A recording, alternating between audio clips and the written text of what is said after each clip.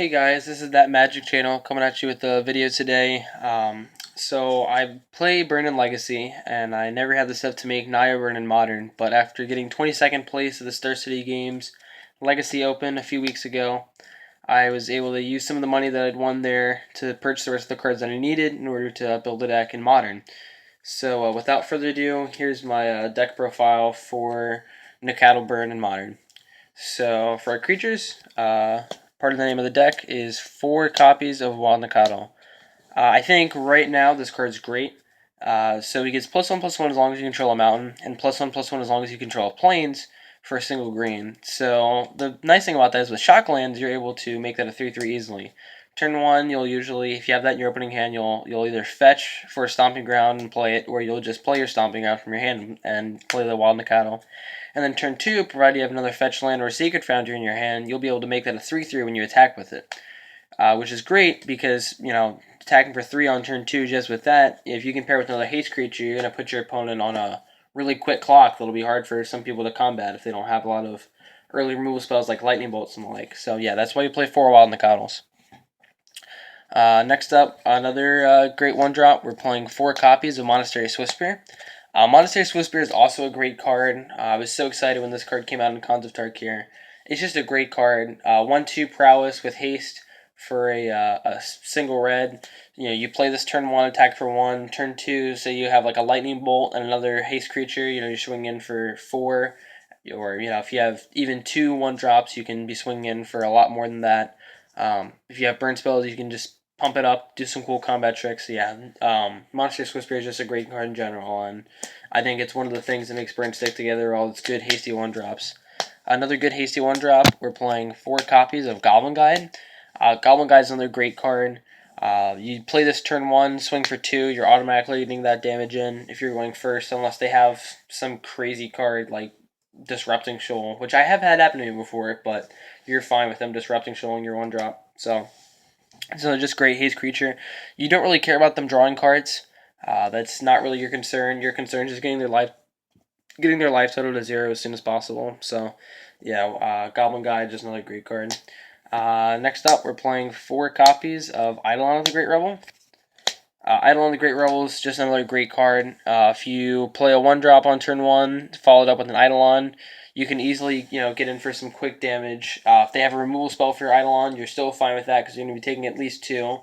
Say I've had some Dismember it, they're taking 6 right there. That's just awesome. That's like what you'd like them to do. Untap, swing for a bunch more. So, yeah, that's why we play Eidolon of the Great Rebel. Then another one, we're playing 2 copies of Grim Lavamancer. Grim Lavamancer is just another great card. Uh, Against certain decks like Affinity or even the Burn Mirror match, this just puts in so much work. You can kill their creatures. You can use it throughout a game. I think I've done 8 damage just Grim Lavamances before in the game, just to your face every turn. Fetch, bolt you, Grim Lavamancer, shoot you for 2. So yeah, that's the creatures we're playing. Then on to our instance, we are playing 4 copies of Lightning Bolt. I don't think I really need to explain that. Lightning Bolt's just a great card in general. You can kill their creature on the board and swing with your creatures, or you can just bolt them to the face. I mean, there's a lot of great modes on that card as far as what you can do with it. We're also playing 1 Skullcrack. The reason why we're only playing 1 is because we're playing a Tarkus command, and Skullcrack's pretty much just a worse than Tarkus command most of the time. But the card's still great though, so we still have to play it in some number. So that's why we play those. You're playing 3 copies of Searing Blaze. Searing Blaze is a great card. Say I play a Wild Nacatl on turn 1, you play your 1-drop or whatever. I play my land, fetch for Sacred Foundry, Searing Blaze, 3 to that, kill your dude, 3 to you, swing for 3, you're already at 14. That's only turn 2. I mean, it's just a lot of great value there with that card. Then for our colored instance, we're playing 4 Boros Charm. Boros Charm, the only important parts on it are deal 4 damage to target player and permanents you control are indestructible. I've Boros Charm to make things indestructible before. If someone's trying to play a removal spell on my Eidolon, in response you can just say, okay, well, my Eidolon's indestructible, and some decks can't beat that when they don't have another answer to the Eidolon, because Eidolon's just some matchups, they just can't beat Eidolon. The card's just almost impossible for them to do anything about. Then we're playing 4 copies of a Targus command. Atarkus Command is another great card. You can use it as a Skullcrack if you need to. Also, you can just do 3 to your opponent and, give your creatures +1/+1. Put your Wild Nacatl out of bolt range and the like. So that's just another great card to play with. I'm really liking the Atarkus Command and the Boros Charms as opposed to the mono red list I used to be playing. I'm playing 4 Lava Spike. Lava Spike's just another great card. 1 red mana for 3 damage to a player is just great. Play with Swift Spirit turn 1, turn 2 Lava Spike, Lightning Bolt. I mean, you're swinging for 3 right there, plus the damage you're getting off that. So that card's just great. We're playing 4 Rift Bolt. Rift Bolt's slightly better and also slightly worse than just like Lava Spike, in the sense that you can still just, deal it to the face, but it's a sorcery. It's only sorcery speed. Also, you have to suspend it for a turn, which means that the turn that you have it, I've done it before where I've needed to top deck a bolt to win the game, top deck Rift Bolt, and then I couldn't cast it because I didn't have 3 lands, and I had to wait that turn, and that extra turn lost me the game. So, I mean, there's times where Rift Bolt isn't great, but it's still fine though. Like, there's no reason you wouldn't play Rift Bolt. Then for the lands, we're playing 3 Sacred Foundries and 3 Stomping Ground. Stomping Grounds for the Wild Nacatls and Atarkus Commands. Sacred Foundries for the Boros Charms. You can't really play mono red. There's not enough good cards to support it. Also, playing green and white gives you good sideboard options as well. So that's the reason why we're playing those. Then we're also playing 2 Mountains. You still want to play at least some basics so you don't lose to the Mirror Match, Path, or Ghost Quarter. So then we're playing 4 Bloodstained Mires. We're playing 4 copies of Wooded Foothills. And we're playing 2 copies of Arid Mesa.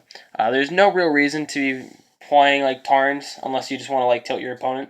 It's just, they're too expensive. I used to own them back when I played Twin, but then that got banned and I moved into other decks. So, yeah, it's just, all you really need to be doing is you just need to be fetching red sources. So, 2 Mesa, 4 Foothills, and 4 Myers is the cheapest way you can do that. Then for a sideboard, we play 4 Destructive Revelry. Destructive Revelry is just a great card against Affinity. It's a great card to just beat sideboard cards like Leyline of Sanctity. Some other random cards that people play, like people are starting to play Worship now, so you can, kill their Worship, stuff like that. It's just a great card in general, in the sense that you're able to just, a lot of those sideboard cards you're able to kill and still deal them damage at the same time. Then we have our host for the sideboard. 3 Core Firewalkers. There's a lot of people that play Core Firewalker, or there's a lot of people that play Burn rather at my locals, and just having some kind of way to be able to beat the mirror reliably is nice. The only way you can really lose this in the mirror is if they attack with a creature and you block in response to Skullcrack, because damage can't be prevented means the protection from red, where it prevents the damage dealt to it, doesn't happen. So that's the only real way you can lose your Firewalker. So if you play it carefully, you're fine. Then we play 2 copies of Deflecting Palm. Deflecting Palm is just a great card in general. Just against Infect, I've had people do it before where they pump it up to like an 11/11, and it's like, okay, Deflecting Palm it, and then they just lose because they just take 11 damage. Now they don't take Infect damage. To clarify, they take regular damage. But another popular deck, Goryo's Vengeance. If they swing with their Gristlebrand and you Deflecting Palm it, that can sometimes be really awkward for them.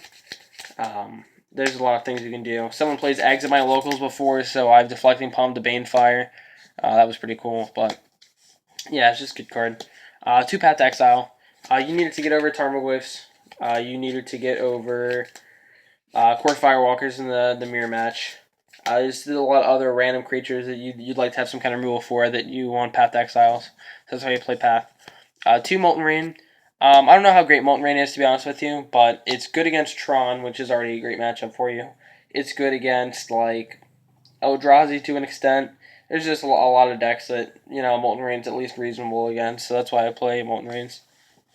And then finally, 2 more Skullcracks. Usually bring this in against decks that are playing Kitchen Finks. You can bring it in against other decks as well.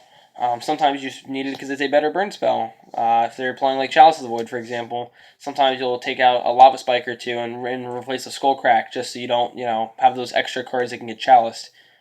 So that's what we play on the sideboard. So yeah, that's my modern Naya Zoo deck profile. Well, it's not really Zoo; it's more of a Naya Nacatl list. But some people like to consider it a Zoo list just because it's playing Wild Nacatls over like Shard Volleys and Landing Helixes. But yeah. So also, if you guys want to check out my feature match that I had at the Star City Games Legacy Open, if you Google my name, Brendan McCarley, on the YouTube search engine. You can find me on one of the first few videos. It was round 12. I played against Mario Martinez, and I won 2-0 against an Esper Mentor deck. So, all right, that's it. Thanks for watching the video. Until next time, see you later.